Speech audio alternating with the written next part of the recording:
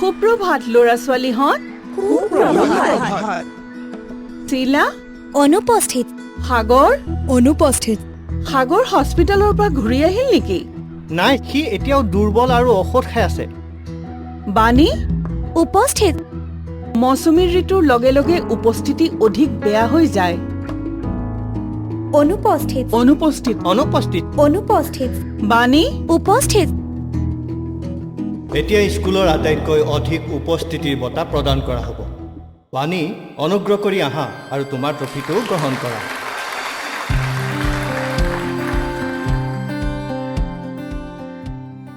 এই কেনেকৈ তাই এবাৰো বেমাৰত নপৰে? তাইৰ স্বাস্থ্যৰ ৰহস্য কি? মোৰ অভিভাৱকসকলৰ ওচৰত ঘৰত কিবা যাদুকৰী বস্তু আছে নেকি যি নিশ্চিত কৰে যে মই বেমাৰত নপৰো? সঁচাকৈয়ে? আপোনালোক সকলো আমাৰ ঘৰলৈ নাহে কিয়?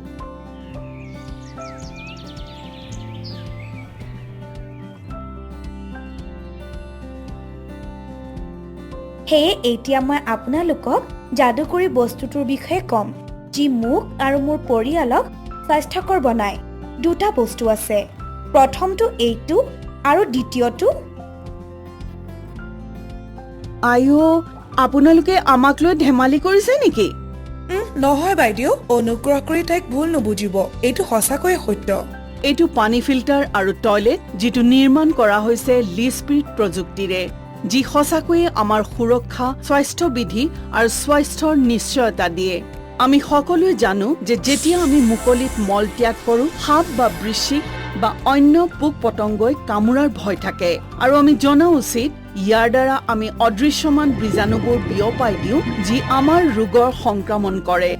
সেইবোৰে আমাৰ ভোজনলৈ নিগৰিব পাৰে আৰু ইয়াক দূষিত কৰিব পাৰে। যেতিয়া আমি এই পানী শোধন নকৰাকৈ পান কৰোঁ, ই আমাৰ পৰৱৰ্তী স্বাস্থ্যৰ সমস্যাৰ কাৰণ হয়। কিন্তু এই সকলোবোৰৰ খৰচ বহুত বেছি।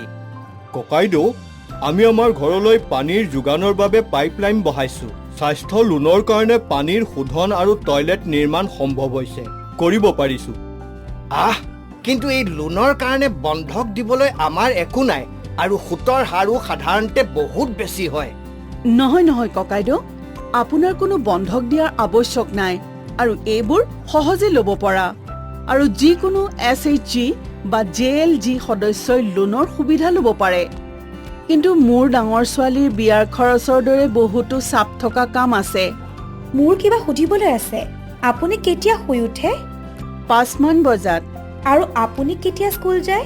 আপুনি জানেনে যদি আমি স্কুল সঠিক 8 বজাত নাপাওঁগৈ কি হ'ব? খুৰী, আপুনি কিমান বজাত ৰান্ধিবলৈ আৰম্ভ কৰে? 6:30 মান বজাত। আপুনি নিজে কেতিয়া আজৰি হয়? আমাৰ বাবে এইটো প্ৰায় 6 বজাৰ আগত বা 6 বজাৰ পাছত, যেতিয়া অলপ অলপ আন্ধাৰ হৈ থাকে। ঠিক আছে, আৰু যেতিয়া আপুনি পিয়াহ অনুভৱ কৰে? বাইদেউ, আপুনি কিয় আমাক এই অমূলক প্ৰশ্ন সুধি আছে? তুমি শুদ্ধ বাবা, এইবোৰ অমূলক। তুমি নিজে আজৰি পাবলৈ বা কেতিয়াবা পিয়াহ লাগিবলৈ তুমি সময় ক'ত পোৱা? হয়, ঠিকেই, এইবোৰ সময় বন্ধ কৰিব নোৱাৰি। ইয়াক সময় বন্ধ কৰাও উচিত নহয়। চাওক, এই সময়ত কেৱল এইটোৰ বিষয়ে কিবা কৰাটো গুৰুত্বপূৰ্ণ নহয়, কিন্তু এইটো শুদ্ধকৈ কৰক, শুদ্ধ তথ্য লাভ কৰক, সঠিক প্ৰযুক্তি ব্যৱহাৰ কৰক, আপোনাৰ পৰিয়ালৰ ভাল কৰিবলৈ শুদ্ধ আঁচনি প্ৰয়োগ কৰক। এয়া আমাৰ দায়িত্ব নহয়? আৰু এই সকলোবোৰ ট্ৰেফিকিং চাওক। আমি এইটো কৰিলোঁ কাৰণ এইটো আমাৰ আইতাৰ বাবে সহজে ব্যৱহাৰৰ যোগ্য। আপুনি শুদ্ধ। যদি আমি শুদ্ধ তথ্য আৰু প্ৰযুক্তি নাপাওঁ, ই বিপৰ্যয় হ'ব পাৰে। আমাৰ ওচৰৰ চুবুৰীয়াই এটা টয়লেট নিৰ্মাণ কৰিছিল। বহুতো খৰচ কৰাৰ পাছতো ই বিকল হ'ল। ককাইদেউ, অনুগ্ৰহ কৰি আপোনাৰ ওচৰৰ চুবুৰীয়াক কওক যে তেওঁক সহায় কৰা মানুহ আছে। তেওঁলোকে ক্ষতিবোৰো চাব, মেৰামতিৰ সঠিক পৰামৰ্শ দিব আৰু লগতে লোনৰ বাবে সহায়ো কৰিব। অন্নপূৰ্ণা ফাইনেন্সৰ এইজন এজন বিষয়া যি আমাক সঠিক তথ্য আৰু লোন লোৱাৰ সুবিধাৰ বিষয়ত সহায় কৰিব। আৰু আমি আনন্দিত ছাৰ, আপুনি তথ্যৰ সঠিক প্ৰয়োগ কৰিছে আৰু আমাৰ লোন কেৱল এই উদ্দেশ্যতে ব্যৱহাৰ কৰিছে।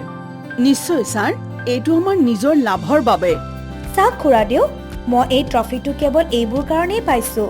হে বন্ধুসকল, তোমালোকে নিজৰ ঘৰত পানীৰ যোগান, পানীৰ ফিল্টাৰ আৰু এটা টয়লেট পাবলৈ পলম নকৰাকৈ কাম আৰম্ভ কৰিব লাগিব।